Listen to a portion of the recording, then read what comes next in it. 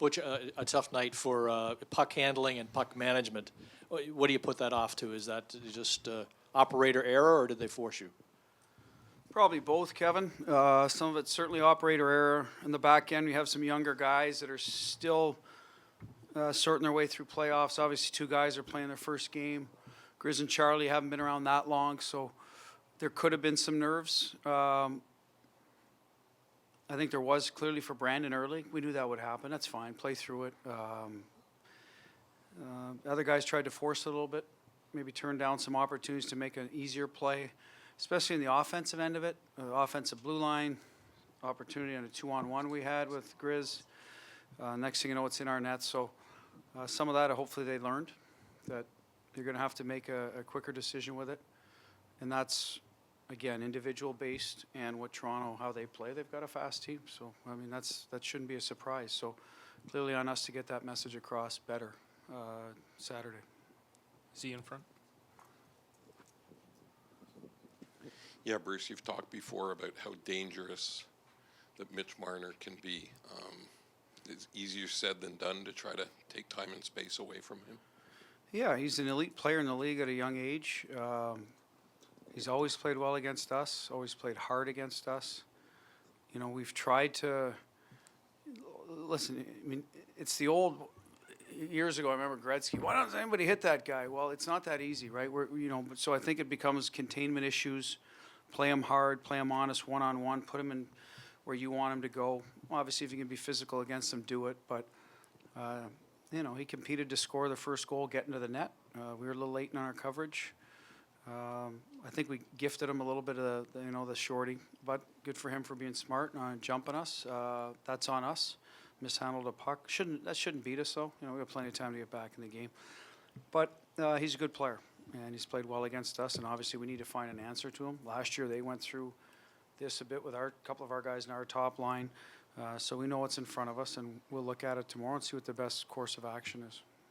Bruce, they come as advertised with the speed there, but were you surprised by the magnitude of their physicality in terms of how they played harder? Yeah.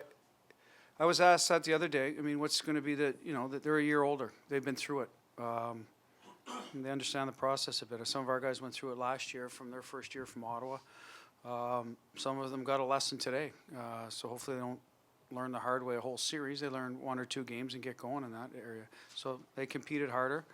Most teams do come playoff time. We got to be ready for it.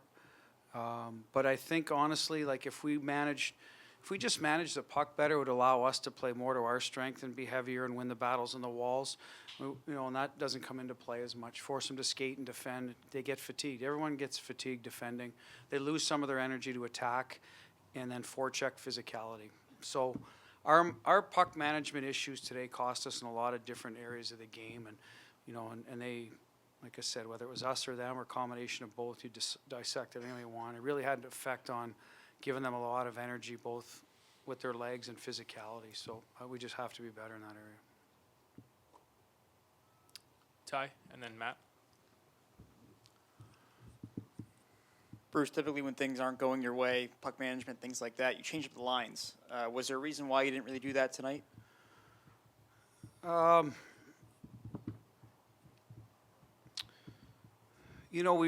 We lost Jake for a little bit, so that affected us a little in the second. So we moved past around a little bit with Coyle, but we're trying to get that top line going. You're still in the game. Regular season a little different than playoffs. You're trying to stick with it.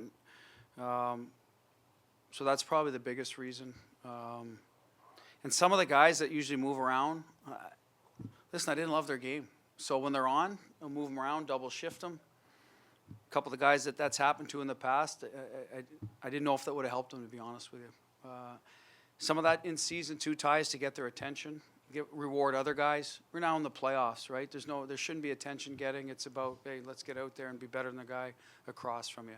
So that's part of the reason that we move guys up and down in the year. But now we want to settle in and get, listen, of course we might move past it from one line to another. He did a little bit, but like I said, I didn't think he had his best game tonight. Didn't have his legs under him. So for whatever reason, that I just didn't use that club much tonight. Matt. Just along those same lines, sometimes you'll keep the Chara pair and the Bergeron line separate, but they kind of were together a lot of the two periods instead of maybe putting Krug and Carlo with the Bergeron line. Yeah, we started with, that was the thought process early. You know, and then that line needs the puck. And so we thought, you know what, Brandon, let's get him some shifts under his belt. So we went with Z and Charlie. And sure enough, it ends up in our net, our best line in our zone. So, you know, sometimes the best laid plans, I should have stuck with it in hindsight. So shame on me. But having said that, we still had our best pair and our best forward line out there against them in our end. So, you know, you hope that they can get the job done. Give credit to Toronto. They made a good play. They won a 50-50 puck. They got it to the net, beat us to a loose puck. I don't know if it would have mattered, to be honest. Maybe in hindsight. We'll look at that. Hopefully with a game under his belt, Brandon now, we can use him a little more with the offensive lines. But, again, that'll be something we'll look at going forward. On the Marner breakaway, is there a conventional wisdom there on whether you want your guy to haul him down to get to the penalty shot, or would you be more inclined to say, you know, let him go, he's raced 2/3 of the ice here, maybe he's tired? Yeah, I you know, we didn't skate our routes in the entry first. You know, first that's where it started. I mean, Jake should be driving wide. Torrey's right behind him, so there's a little miscommunication there. Probably get in clean. Second part of it, I think it's reactionary. I think that I would have preferred he let him. You know, one of the things Bergie's done very well in those situations is take one side of the ice away from that player, especially a guy with speed like Jake. Maybe, you know, pick his. In that case, he's a right shot, Marner, so go to his other side. You know, if you don't think he can lift his stick, at least eliminate maybe that side of the ice so the goalie can say, okay, he's probably going to stay on his forehand. You know, unfortunately, Jake, you know, tried to, you know, create a loose puck situation. I don't fault his effort. Bergie's won a Selke for a reason, and I think that's, you know, it's part of, you know, learning curve for the younger guys to, you know, and we can certainly discuss it, but in the heat of the moment, that's what Jake decided to do. Take two more if there are two. Good? One more. Go ahead. Just your assessment on Rask's play. I mean, there were a lot of breakouts tonight. I thought maybe the 5-hole goal, that's one where you say you'd like to have that one. Well, clearly listen, you want your goalie to stop everything, breakaways, breakdowns. So I'm not going to put any of this on Tuukka. I'll state the obvious. Yeah, we would have liked the breakaways, the penalty shot save. Might be a different game. Their best player, in my estimation, scores a goal. Plenty of time to come back. Right after that, power play hits the post, coil. Maybe it's a different game. We give up the next breakaway.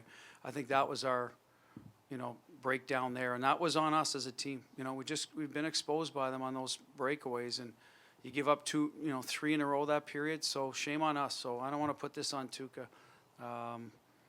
You know, at the other end, I thought their guy was really good to protect the lead and allow them to extend the lead. So good for him. He's a good goaltender. And then we'll, you know, like I said, I don't want to analyze it any more than that. Last one and back. Bruce, what are the positives you can take away from the rookies tonight, specifically Connor Clifton?